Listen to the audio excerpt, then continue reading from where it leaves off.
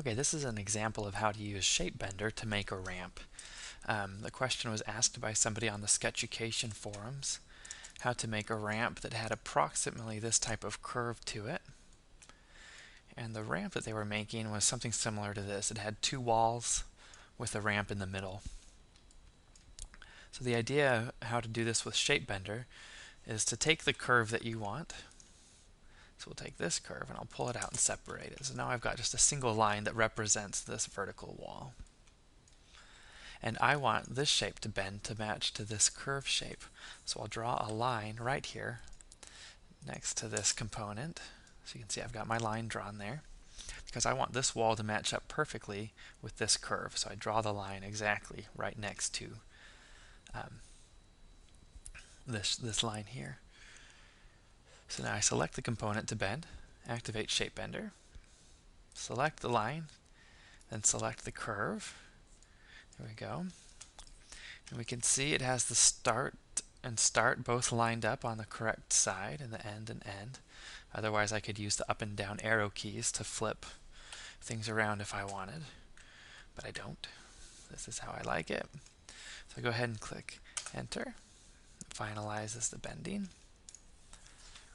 Now let's take this and just move it straight back into place. Drop it right down. There we go, and you can see we have now that ramp got bent to fit perfectly into that space I had. Now there's often a little bit of unnecessary smoothing that goes on with this script. So go through and just try and find these little places and unsmooth them. I think that's it. There we go. So now that that is a pretty quick way to make a ramp by using the ShapeBender script. Now the other thing, here's another example of it, I guess. This is like a road profile, if you think of it that way, a road that's going slightly up a hill. So let's bring in our materials really quick. I'll even show you how you can paint it here. So we can just add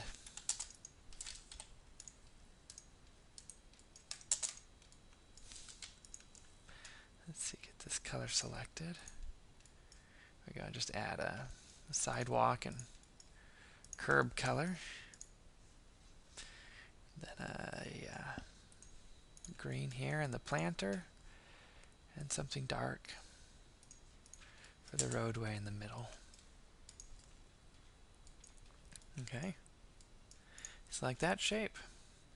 Again, this is just pretty much a standard wedge shape, and it's going to bend that wedge out across this entire track-like thing I've got set up. Okay, so it goes through and it has to cut everything up and examine it.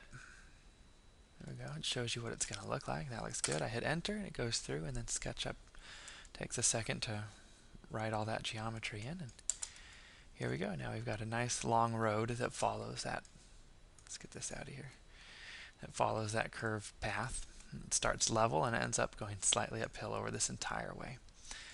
Anyhow, I hope that's some good examples of how to use ShapeBender to do to help with ramps and to help draw roads that work themselves up hills. All right, thanks.